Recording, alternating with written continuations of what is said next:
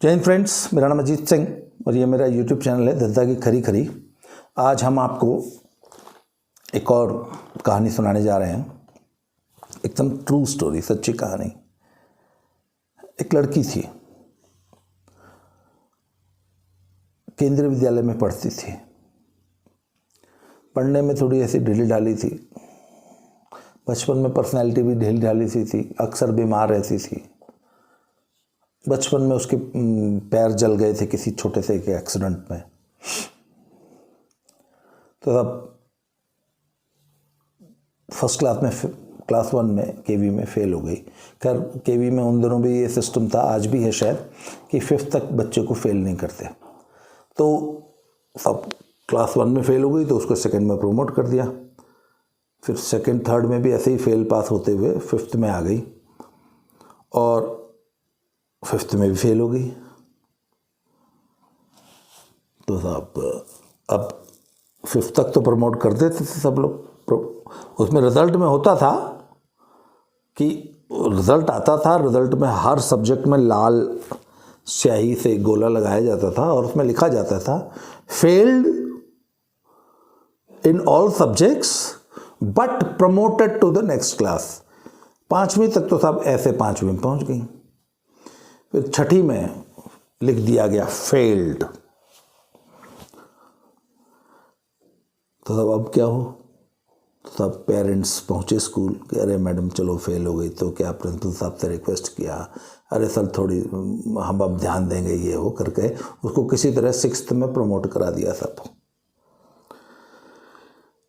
तो उसकी एक बड़ी खासियत थी और एकदम ट्रू स्टोरी सुना रहा हूँ। consistently and persistently failed in every subject, almost every subject in every class।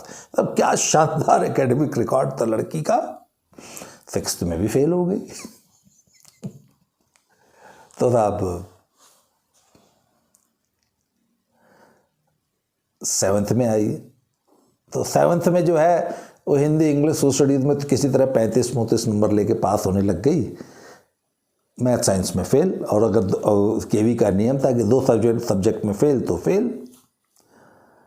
तब 7th में भी फेल। तो वो अच्छा हर बार पेरेंट्स जो है रिक्वेस्ट करके उसको किसी तरह पास करा देते थे।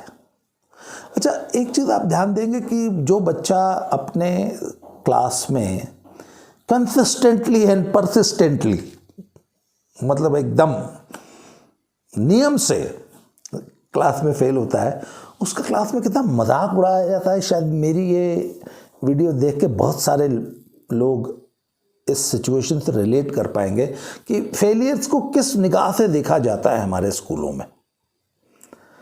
तो सब 7th में भी फेल,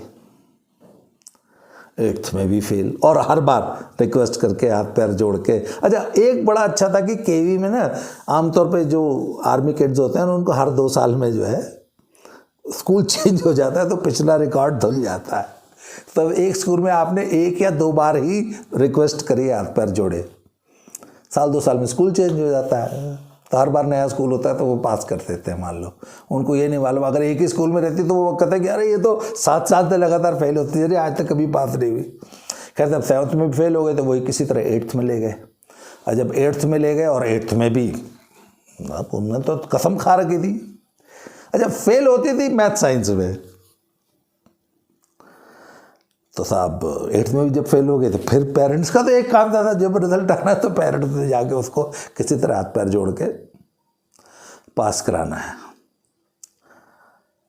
तो साहब 8th के बाद क्या हुआ कि जब 9th क्लास आ गई तो स्कूल ने कह दिया कि देखो जी ना, अब तो बोर्ड आ गया, अब नहीं हम इसको पास कर सकते। तो कार्यक्रम ने नहीं ये कुछ करेंगे, कुछ नहीं, मतलब 9th में आ गई। अब सब 9th में भी फेल तो होना ही था। खैर तब 9th आ गई, फिर धीरे धीरे 10th आ गई और अंत में सब 10th में लड़की CBSE के बोर्ड एग्ज़ाम्स में, वहाँ तो अब सब कोई रिक्वेस्ट चल नहीं सकती, सब लड़की 10th के एग्ज़ाम में भी फेल होके एकदम उसने अपना जो रिकॉर्ड था उसको मेंटेन किया। पर सब इसके साथ साथ एक और कहानी भी चल रही थी। पेरेंट्स समझदार थे,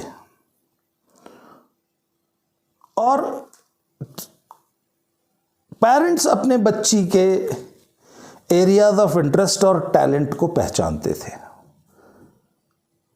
तो जब बच्चे स्कूल से बैटर्ड एंड ब्रूज्ड, मतलब लहूलुहान, उसके अपने दिल दिमाग से जब स्कूल से लहूलुहान होके आती थी ना, लहूलुहान कैसे होके आती थी? Failure, tougher. अच्छा, ऐसे बच्चों को सबसे पीछे कहीं कोने में डाल दिया जाता है सड़ने के लिए। और स्कूल में जो तिरस्कार, सहपाठियों का, टीचर्स का, पूरे सिस्टम का जो एक तिरस्कार झेल के, अच्छा वो तिरस्कार एक दिन का नहीं था, लगातार 8-9 सालों से फेलियर फेलियर, डफर, है ना। और टीचर्स तो बहुत बुरा कहते हैं। अच्छा, उसके बाद कॉर्पोरल पनिशमेंट। उस ज़माने में ये इतनी जागरूकता नहीं थी, बाकायदा पिटाई होती थी पूरी क्लास के सामने। लड़कों को मुर्गा बना दिया जाता था और पूरी क्लास के सामने हाथ खड़ा करके खड़ा कर देता। अच्छा, और शेमिंग इस तरह होती थी, मुझे अच्छी तरह याद है आज भी, कि जो लोग एग्ज़ाम्स में परफॉर्म नहीं करते थे उनको, चलो कुर्सी पे चढ़ के खड़े हो जाओ। पूरी क्लास कुर्सी पे बैठी है, एक बच्चा जो दोनों हाथ खड़ा करके कुर्सी पे खड़ा है और सारी क्लास उसको देख के हंस रही है, मुस्कुरा रही है। आप उस बच्चे की साइकी पे इसका कितना दुष्प्रभाव पड़ता होगा। कैन यू इमेजिन कि आपको इस तरह पूरी क्लास के सामने, पूरे स्कूल के सामने जलील किया जाए, और रोज़ किया जाए, और लगातार 8-9 साल तक किया जाए। ऐसे बच्चे का सेल्फ कॉन्फिडेंस, उसकी पर्सनालिटी, उसकी सेल्फ इमेज क्या होगी? आप मुझे बताइए। एक आदमी को आप पिछले 9 साल से लगातार जलील कर रहे हैं, उसको ये बताया जा रहा है कि तुम इस धरती के सबसे निकृष्ट जीव हो क्योंकि तुम इस सब्जेक्ट में फेल हो जाते हो। खैर सब पेरेंट्स समझदार थे, उनको मालूम था कि हमारा बच्चा किस चीज़ में अच्छा है। और वो लड़की दौड़ती बहुत तेज थी और उसके अंदर अन्य लीडरशिप क्वालिटीज बहुत ज़बरदस्त थी। तो फादर इस चीज़ को समझते थे, तो वो उसको रोज़ ग्राउंड में ले जाते थे, स्टेडियम में, और वहाँ पे वो लड़कों को भी रेस में पछाड़ देती थी। She was so strong and she was so confident. तो फादर, जो बच्ची रोज स्कूल से जब पिट के आती थी ना, और फेलियर का ठप्पा यहाँ माथे पे, यहाँ उसके परमानेंट लिखा हुआ था फेलियर, तो ग्राउंड में जब वो बच्चों को हराती थी तो जो फादर थे वो उसके मेरा बच्चा शेर है, वो उसको रोज ये एहसास कराते थे कि नहीं तू तो शेर बच्चा है मेरा, है तो लड़कों को हरा देती, तेरा कोई मुकाबला ही नहीं है। तो सब एक जंग चल रही थी, स्कूल से रोज तिरस्कृत होना, पर घर पे आके, स्टेडियम में आके रोज हीरो बन जाना। तब ये सिलसिला लगातार चलता रहा। तो तब हुआ क्या कि जब 10th में वो फेल हो गई, तो तब फादर ने क्या किया कि एक अन्य स्कूल एजुकेशन बोर्ड में उसका 10th रिपीट कराया, और वहाँ पे थोड़ा सा जुगाड़ सा बिठा के ना, उसका वो मैथ साइंस का पेपर किसी तरह थोड़ी सी हेल्प करा के, वो आपको मालूम है इंडिया में 100 तरीके होते हैं, सब वो मैथ साइंस में जो अटक जाती थी ना, हिंदी इंग्लिश में शी वाज ओके, मतलब काम चलाओ। तो वो मैथ साइंस पार करा दी। मैथ साइंस पार कराते ही 11th में आ गई। 11th में उसका मैथ साइड से पीछा छूट गया था, अब तो आर्ट सब्जेक्ट थे। तब तक she had excelled in sports इतनी कि वो she had become state champion in 100 metres and 200 metres. तो सब बाई चांस क्या हुआ कि उस लड़की का एडमिशन पंजाब के एक बहुत नामी गिरामी कॉलेज के स्पोर्ट्स विंग में हो गया, एथलेटिक्स में। और when she came to Punjab, तो वहाँ पे चूँकि अब तो आर्ट्स की पढ़ाई थी, तो फिर उसको पढ़ाई में कभी दिक्कत नहीं आई, और वो अपने ग्रेजुएशन तक अपनी सभी क्लासेस में बिना किसी हेल्प के बड़ा आराम से, और जैसे जैसे मैच्योरिटी आई, नॉलेज भी आया, पर्सनालिटी डेवलप हुई, तो वो she became a mediocre student, और 2nd डिवीज़न में उसने ग्रेजुएशन पूरी कर ली। पर उसके बाद क्या हुआ? उसके बाद सर ये हुआ कि जिस दिन उसको आखिरी बार फेलियर का ठप्पा लगाया था ना क्लास 10th में, तो मैं आपसे एक सवाल पूछता हूँ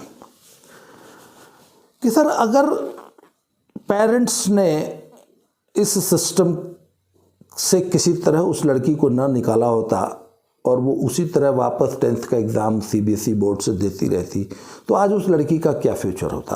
आपसे मैं एक सवाल पूछ रहा हूँ। वो लड़की आज भी 10th फेल ही कहलाती ना। तो जो 10th फेल है वो 11th में तो एडमिशन कहीं ले नहीं सकती क्योंकि वो 10th फेल है। तो एक 10th फेल व्यक्ति का इस समाज में क्या फ्यूचर होता है? आज आप उस लड़की को कहाँ देखते हैं, एक 10th फेल लड़की को? पर सर भाग्य देखिए कि जिस दिन उसको ये फेलियर का, उसके माथे भी यहाँ फेलियर का जो स्टिकर चिपकाया गया था ना, उसके ठीक 8 साल बाद वो लड़की भारत के राष्ट्रपति के भवन में, in the president house, she was accepting the highest award for her category in the nation, और दुनिया की हस्तियां उसके लिए तालियां बजा रही थी और वो राष्ट्रपति से अर्जुन अवार्ड हासिल कर रही थी, और उस लड़की का नाम है भारती सिंह। तो सब हाउ डिड द ट्रांसफॉर्मेशन कम, मैं आपको ये बताना चाहता हूँ। सर जब सारी दुनिया उसको फेलियर बताती थी ना, तो फादर कहते थे no no no, you are a hero. वो लड़की की खासियत ये थी कि उसने उस सारी दुनिया की बात पे विश्वास नहीं किया। शी बिलीव्ड हर फादर, और वो स्कूल के तिरस्कार को भूलती रही, और ग्राउंड में जो तालियां मिलती थीं उस तालियों को ही उसने याद रखा।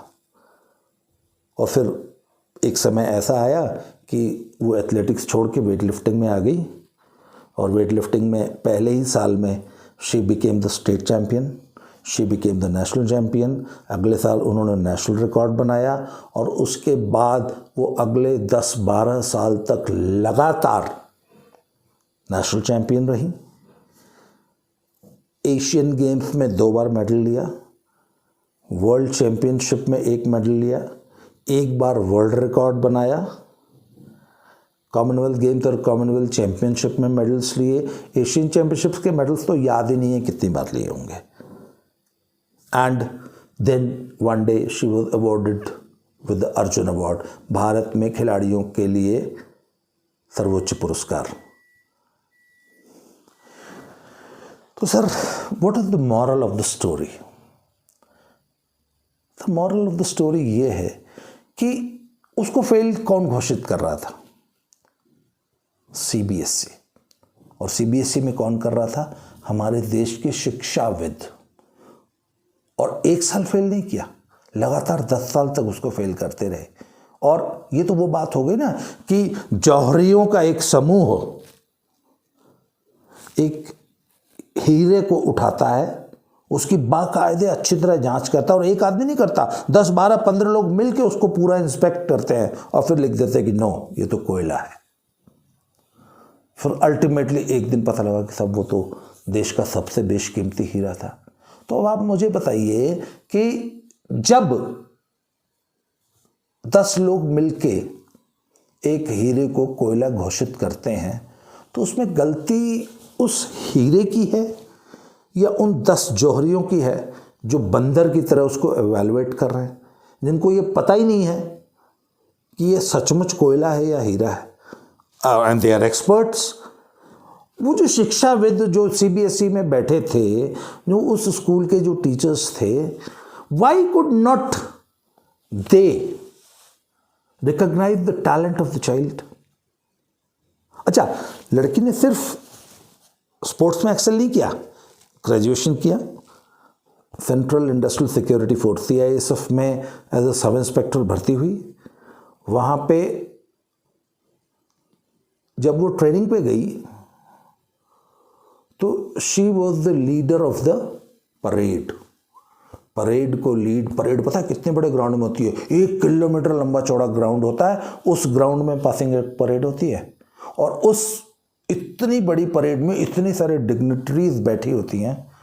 उन डिग्निटरीज को के सामने परेड को लीड करना और कमांड करना, और वो जो कमांड की जाती है परेड सावधान, जब वो वहाँ बोलता है तो वहाँ तक जहाँ तक दर्शक दीर्घा में बैठे जो लोग होते हैं ना उनको सुनाई देती है, इतनी बुलंद आवाज़ में वो परेड को कमांड दी जाती है। And she was leading the parade, ऐसी पर्सनैलिटी थी। जब वो CISF से जब उन्होंने VRS लिया 20 साल की सर्विस के बाद, तो उनके ऑफिसर्स ने कहा कि आप बहुत बड़ी गलती कर रही हैं, आप यहाँ से DIG या IG बन के रिटायर होंगी। एंड उनकी जब वो स्पोर्ट्स से रिटायरमेंट लेने के बाद जब अपनी प्रोफेशनल लाइफ में गई, तो और वो एक बहुत बड़ी टीम को लखनऊ एयरपोर्ट और दिल्ली एयरपोर्ट पे कमांड करती थी, तो वहाँ पे एक बहुत टिपिकल केस हुआ कि एयरपोर्ट के सेफ से एक बहुत बड़ा कंसाइनमेंट चोरी हो गया, सोने का, गोल्ड का, 30-35 किलो गोल्ड चोरी हुआ था। एंड जब उसकी इन्वेस्टिगेशन हुई तो she was the team leader जिसने वो केस क्रैक किया था, और उनको स्पेशल रिकमेंडेशन मिला था कि exceptional work while doing this investigation and leading the force. मतलब उनकी लीडरशिप पे, उनकी कमांड पे लोग मतलब आश्चर्य करते थे। She was such a leader. ऐसे बेशकीमती हीरे को, इतने टैलेंटेड आदमी को, इतने टैलेंटेड पर्सन को आपका सिस्टम फेलियर घोषित करता रहा लगातार 10 साल। किसकी गलती है? और ये ध्यान रखिएगा, जिस सिस्टम ने उस लड़की को 10 साल तक, उस हीरे को 10 साल कोयला बताया ना, वही सिस्टम आज आपके बच्चे को वैल्यूएट करता है। ये जितने लोग ये वीडियो सुन रहे हैं ना, इसमें से हज़ारों लाखों लोग ऐसे होंगे जिनके बच्चों को ये सिस्टम इसी तरह कोयला बता रहा है। Never believe them. ये बंदर हैं, इनको कुछ नहीं मालूम कौन कोयला है और कौन हीरा है। Don't believe them. अब आपका बच्चा हीरा है, इनको अलाउ मत कीजिए कि वो उसको कोयला बताएं। अपने बच्चे की टैलेंट को खुद पहचानिए, उसको डोंट अलाउ देम टू हरेस हिम। वो उस पर आपके बच्चे के माथे पे फेलियर का ठप्पा न लगाने पाए, ये आपकी जिम्मेवारी है। इनसे बच के रहिए, they will kill your child. बच्चा आपका है, आपको उसको संभालना है, आपको देखना है। आज के लिए इतना ही। Thank you very much. अगले वीडियो में बहुत जल्दी मिलते हैं। Thank you.